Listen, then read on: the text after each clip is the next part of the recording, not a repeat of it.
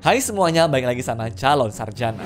Kalau nggak ada eksperimen, orang-orang nggak akan tahu gimana dunia itu bekerja dan caranya menyelesaikan masalah serta menyembuhkan penyakit yang ada. Sayangnya sih, beberapa penelitian kayak begitu di masa lalu suka semena-mena. Bahkan dari urutan kita kali ini teman-teman, yang nomor 1 itu paling gila dan tidak waras. Jadi kalau mau tahu kekejaman apa yang pernah terjadi pada orang-orang di dunia ini, baiknya kalian tonton dan juga nilai sendiri deh ya. Nomor 8. Eksperimen Stanford. Psikologis itu nggak cuma bisa dipelototin tiap jam terus keluar hasil dan kesimpulan ya, tapi perlu diikutin juga efek perubahan dari pas masuk sampai akhirnya eksperimen itu dihentikan. Nah, eksperimen Stanford tahun 71 tuh pengen coba nyari tahu nih gimana kondisi mental orang di penjara. Tapi yang masuk simulasinya itu sepenuhnya mahasiswa dan dibagi sama rata ya. Biar makin dramatis, awalnya memang para calon napi itu ditangkap dulu teman-teman sama polisi beneran buat dipenjara di basement kampus, terus diserahin ke penjaganya dan tinggal terima beres, mau diurus kayak gimana aja asal nggak main tangan. Namanya juga orang yang main roleplay aja bisa jadi serius dan nggak bisa bedain sama realita dan juga fiksi kan. Jelas di penjara juga mereka tuh bakal jalanin perannya, bahkan malah bisa jadi berlebihan. Hari kedua udah mulai tuh terjadi pemberontakan yang bikin sipir pun pada akhirnya tuh mulai bertindak. Mereka buat deh nih sistem hadiah dan hukuman biar pada nurut. Tapi ujung-ujungnya apa? Ya penjaga mulai ada yang bertindak semena-mena karena ngerasa punya power dan juga kontrol tuh. Sementara narapidana harus diborgol segala macam. Jadi, kesimpulan yang diambil tuh karena mereka sudah berseragam ditambah punya wewenang lebih juga. Hal ini akibatnya jadi ngedorong buat ngelakuin kekerasan. Terbukti teman-teman, dalam waktu 6 hari memang nggak ada kekerasan secara fisik, tapi malah banyak pelecehan ke para tahanan termasuk serangan psikologis yang bikin mereka trauma dan jadi pendiam karena efek depresi. Malah mereka tuh jadi ngerasa nggak lagi sebagai manusia karena perlakuan penjaga yang lihat tahanan tuh sebagai objek atau apapun itu yang lebih rendah daripada manusia. Makanya nilai moral dan juga hak-haknya mereka kayak dilenyapkan aja di dalam sini. Dampak fatalnya ini akhirnya bikin pengujian itu langsung di stop ya. Padahal rencana awal tuh mau diadain sampai 2 minggu full.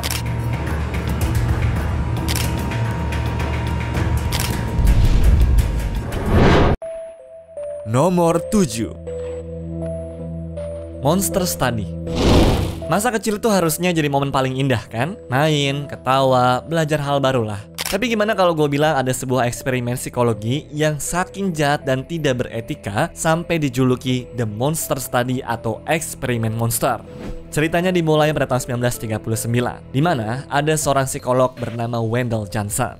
Dia ini punya teori yang lumayan gokil. Menurut dia, gagap itu bukan cacat lahir, tapi sebuah perilaku yang dipelajari. Jadi intinya, dia percaya kalau orang yang ngomongnya itu lancar pun bisa dibuat jadi gagap. Nah, untuk membuktikan teorinya ini, dia melakukan hal yang benar-benar di luar nalar. Dia datang ke sebuah panti asuhan nih pertama-tama. Kenapa ke sana? Karena anak-anak di panti asuhan nggak punya orang tua yang bisa melindungi atau membela mereka. Jahat banget kan otaknya. Lalu dia memilih 22 anak yatim piatu untuk jadi kelinci percobaan. Anak-anak yang tadinya ngomongin tuh lancar jaya dibagi teman-teman ke dalam grup eksperimen tuh. Setiap kali mereka tuh ngomong, tim peneliti ini langsung motong dan juga bilang, kok kamu ngomongnya mulai gagap? Atau, duh, cara bicaramu jelek banget. Mereka di-gaslight terus-terusan deh sampai pada jadi takut untuk ngomong. Hasilnya gimana? Mengerikan. Anak-anak yang tadinya ceria dan juga percaya diri literally jadi rusak teman-teman. Mereka benar-benar jadi punya masalah bicara dan juga gagap. Secara psikologis, mereka ini jadi cemas berlebihan, lalu pendiam, dan menarik diri dari pergaulan. Dan yang paling parah, efek ini permanen. Hanya karena eksperimen beberapa bulan, hidup mereka rusak selama-lamanya. Si Wendell Johnson ini juga sadar kalau eksperimennya tuh kelewat batas dan bisa menghancurkan karirnya. Makanya dia nggak pernah mempublikasikan hasil penelitian ini. Dia sembunyiin terus tuh rapat-rapat selama puluhan tahun. Baru deh setelah lama banget kasus ini terbongkar dan membuat publik pun jadi marah besar.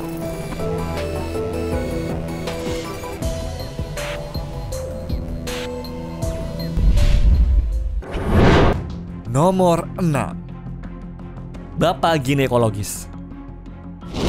Setiap tindakan medis canggih yang kita nikmatin sekarang pasti punya sejarah panjang, termasuk sejarah kelam yang penuh kegagalan. Nah, berikutnya kita bakal bahas soal seorang dokter yang dapat julukan keren nih, J. Marion Sims, yaitu si bapak ginekologi modern. Dia ini nih yang nemu cara untuk mengatasi masalah serius pada organ reproduksi perempuan. Kedengarannya kayak pahlawan kan? Tapi di balik gelar keren itu ada sisi gelap yang gila banget teman-teman. Jadi, Sims ini terkenal tuh teman-teman karena berhasil menciptakan teknik operasi untuk menambal kebocoran di area rahim dan juga kandung kemih yang dulu jadi masalah besar untuk perempuan setelah melahirkan. Tapi pernah nggak kepikiran gimana cara dia tuh berlatih sampai jadi sehebat itu? Disinilah bagian monsternya keluar. Pasien, tanda kutip nih, untuk uji coba pertama dia bukanlah orang yang datang secara sukarela. Mereka adalah para perempuan kulit hitam yang diperbudak. Dan ini nih yang paling bikin shock. Sims melakukan operasi yang super menyakitkan ini berulang kali ke mereka tanpa bius sama sekali. Bayangin, dioperasi di area paling sensitif tanpa panggilan rasa sakit itu gimana rasa ceritanya coba? Dan salah satu korban yang paling terkenal adalah Anarka yang dioperasi sampai 30 kali. Tahu alasannya? Murni rasis. Dia percaya kalau orang kulit hitam itu punya ambang batas rasa sakit yang lebih tinggi, alias lebih kuat, jadi nggak perlu dibius gitu. Dan setelah tekniknya sempurna berkat latihan tanpa henti ke para budak itu, dimulailah tuh menawarkan operasinya ke pasien perempuan kulit putih. Bedanya, kali ini dia pakai obat bius teman-teman. Kelihatan banget kan kalau standar gandanya? Jadi di satu sisi, penemuannya J. Marion Sims ini membantu banyak perempuan di seluruh dunia deh. Tapi di sisi yang lain, kemajuan itu dibangun di atas penderitaan, penyiksaan, dan rasisme terhadap perempuan kulit hitam yang tidak berdaya.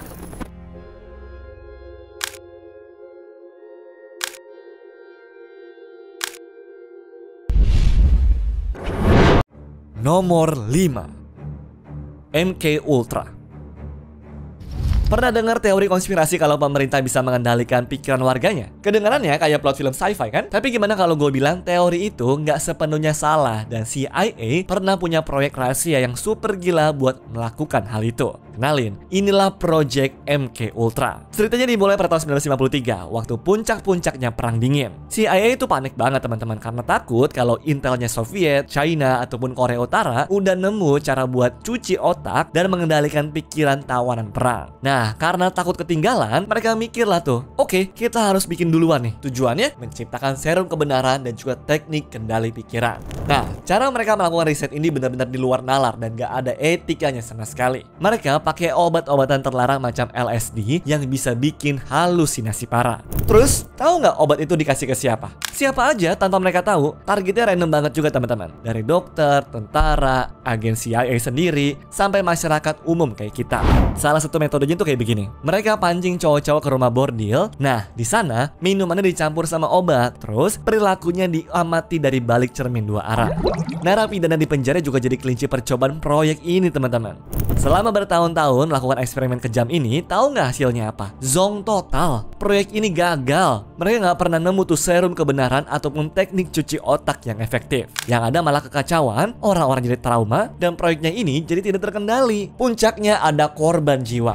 Seorang ilmuwan dari kalangan tentara, yaitu Dr. Frank Olson, yang tanpa dia sadari sudah dicekokin obat terlarang oleh rekan kerjanya sendiri, ditemukan meninggal setelah loncat dari balkon hotel. Dan ini nih bagian paling ironisnya. Pemerintah Amerika lewat CIA melakukan semua eksperimen manusia ini, padahal beberapa tahun sebelumnya tuh mereka baru aja menghukum para petinggi Nazi di pengadilan Nuremberg karena kejahatan yang sama, yaitu melakukan eksperimen kejam ke manusia tanpa izin. Mereka melarang orang lain tapi diam-diam melakukannya sendiri. Kacau ya?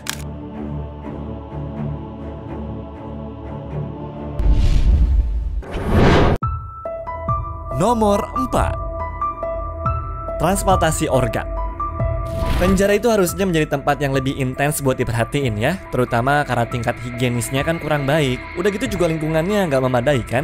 Nah, Dr. Leo Stanley bisa dibilang pernah jadi penyelamat loh ya di penjara San Quentin di kisaran tahun 1910 sampai dengan 1950 gitu deh. Dia ini punya layanan khusus yang bikin dia terkenal di kalangan para napi. Layanan pertama, operasi plastik gratis. Dr. Stanley percaya kalau napi itu bisa lebih optimis kalau penampilan mereka tuh lebih segar.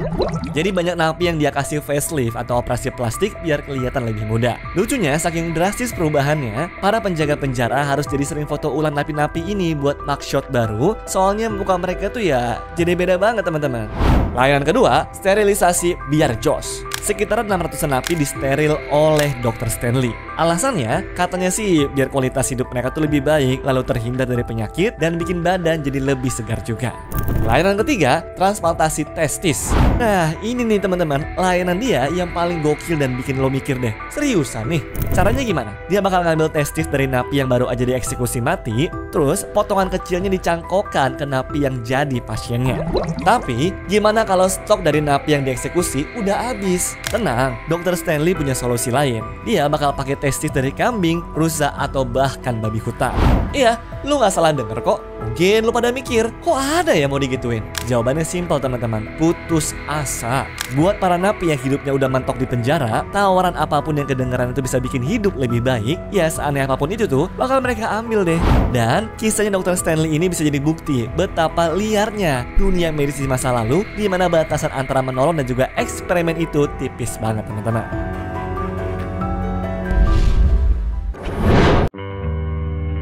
Nomor 3. Studi sifilis tes gigi. Kalau lu lagi sakit terus dapat tawaran berobat gratis dari pemerintah, jelas kalian percaya dong, kan? Mereka harusnya mau menolong kita. Mereka pengen tahu gimana sih efek sifilis kalau dibiarkan begitu aja pada tubuhnya manusia. Tapi ternyata lu bukan diobati nih, malah diam-diam dijadiin kelinci percobaan selama 40 tahun. Ini bukan film horor, ini kisah nyata yang namanya adalah studi sifilis tes gigi. Jadi ceritanya dimulai pada tahun 1932 di Amerika. Sifilis itu adalah penyakit yang menular seksual teman-teman, yang kalau nggak diobati bisa bahaya banget. Nah, sekelompok peneliti dari Lembaga Kesehatan Pemerintah punya ide brilian yang dasarnya itu murni rasis. Mereka pengen tahu gimana efek sifilis kalau dibiarkan begitu saja pada tubuh manusia. Targetnya siapa? 600 petani kulit hitam yang miskin di Tuskegee, Alabama. Para petani ini, yang 399 diantaranya sudah positif sifilis, diiming-imingin perawatan medis gratis untuk penyakit mereka yang disebut sebagai darah kotor. Padahal mereka sama sekali nggak diobatin. Obat yang dikasih itu ya cuma placebo alias pil kosong yang nggak ada efeknya. Mereka ditipu mentah-mentah teman-teman. Tapi bagian paling jahat dan juga nggak masuk akalnya tuh di sini. Pada tahun 1940-an, dunia menemukan obat ampuh untuk sifilis, yaitu penisilin. Ternyata penyakit ini jadi bisa disembuhkan teman-teman. Apa yang dilakukan para peneliti ke korban studinya Tuskegee tadi? Mereka sengaja nggak ngasih obat itu. Tujuannya cuma satu, yaitu melihat penyakit ini menggerogoti tubuh para korban sampai mereka meninggal. Terus jasadnya diotopsi untuk penelitian. Selama 40 tahun nih, mereka cuma menonton orang-orang ini menderita dan juga mati pelan-pelan. Kekejaman ini akhirnya bocor tuh setelah dilaporin oleh Peter Baxter. Tapi sayangnya, semuanya sudah terlambat. Dari 399 orang yang sakit, cuma 74 yang masih hidup. 40 istri mereka pun juga ikut tertular. Dan 19 anak lahir dengan sifilis bawaan. Akibatnya, efek yang ditimbulkan tuh bukan cuma kematian aja, tapi orang juga jadi nggak percaya buat berobat sama dokter. Dan bahkan kesenjangan sosial antar ras pun jadi memburuk juga nih.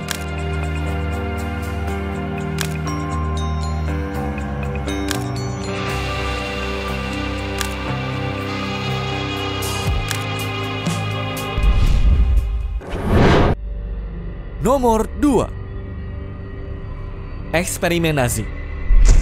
Di masa Perang Dunia Kedua, para dokter Nazi melakukan serangkaian penelitian yang tujuannya bukan untuk kemanusiaan, tapi murni untuk dua hal, yaitu yang pertama, mendukung kepentingan militer, dan yang kedua, membuktikan kebencian mereka terhadap ras tertentu, terutama orang Yahudi. Para tahanan di kamp konsentrasi dianggap bukan manusia, melainkan kelinci percobaan yang bisa disiksa atas nama ilmu pengetahuan. Sebut aja pertama, ada eksperimen daya tahan tubuh manusia. Mereka sengaja merendam para tawanan di dalam air es selama berjam-jam, cuma untuk melihat berapa lama manusia bisa bertahan sebelum mati kedinginan. Ratusan orang tewas hanya untuk riset ini tuh teman-teman. Coba bayangin deh. Lalu berikutnya ada eksperimen ketinggian. Nah, untuk mencari tahu apa yang terjadi pada pilot kalau jatuh dari pesawat di ketinggian, mereka masukin tawanan ke ruang bertekanan rendah. Mereka disiksa tuh sampai kejang-kejang karena kekurangan oksigen. Dan bagian paling gilanya, ada korban yang otaknya langsung dibedah saat itu juga untuk melihat efek gelembung udara di dalamnya.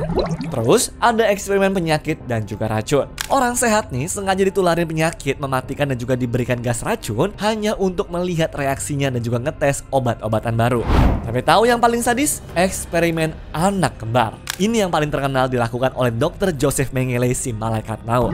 Dia terobsesi banget tuh sama anak kembar. Dia suntikin penyakit ke salah satu anak untuk dibandingkan dengan kembaran yang masih sehat.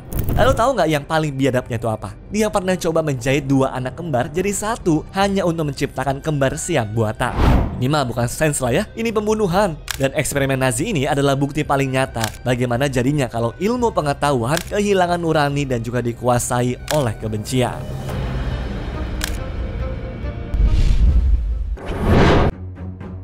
Nomor 1. Unit 731. Jauh sebelum Perang Dunia Kedua resmi dimulai, Jepang sudah menyusup ke Cina. Di sana, mereka tuh bangun sebuah fasilitas rahasia super besar, teman-teman. Tujuannya apa? Ngebuat senjata biologis paling mematikan dengan biaya semurah mungkin. Para tawanan perang dan juga penduduk sipil Cina nggak dianggap tuh sebagai manusia, tapi sebagai maruta, yang artinya kayu gelondongan, yaitu bahan mentah untuk eksperimen mereka. Apa yang mereka lakukan di sana? Pertama-tama, dibedah hidup-hidup. Para tawanan, termasuk perempuan yang lagi hamil, dibedah dalam kondisi sadar tanpa bius sama sekali. Tujuannya untuk melihat organ tubuh manusia berfungsi secara langsung. Lalu kedua ada eksperimen frostbite, teman-teman. Tangan atau kaki tawanan tuh sengaja dibekukan pakai nitrogen cair sampai jadi es batu, terus dicairkan lagi pakai air panas. Proses ini diulang-ulang hanya untuk melihat bagaimana daging membusuk dan juga lepas dari tulang. Lalu ketiga ada pabrik penyakit berjalan. Orang-orang sengaja diinfeksi virus mematikan kayak pes ataupun antraks, terus dibiarkan begitu aja untuk dipelajari penyebarannya. Dan yang terakhir, uji coba senjata. Manusia dijadikan sebagai target hidup untuk mengetes granat, penyembur api, ataupun bom biologis juga. Dan waktu Jepang mulai kalah perang, mereka panik setengah mati. Tahu apa yang mereka lakukan? Semua tawanan yang masih hidup tuh dibunuh, lalu gedungnya diledakkan, dan semua bukti coba dimusnahkan biar tidak ada saksi mata. Mungkin sekitar 300 ribuan orang tewas sekali karena proyek ini. Nah, tapi setelah semua kejahatan itu, para pelakunya diadili? Tidak.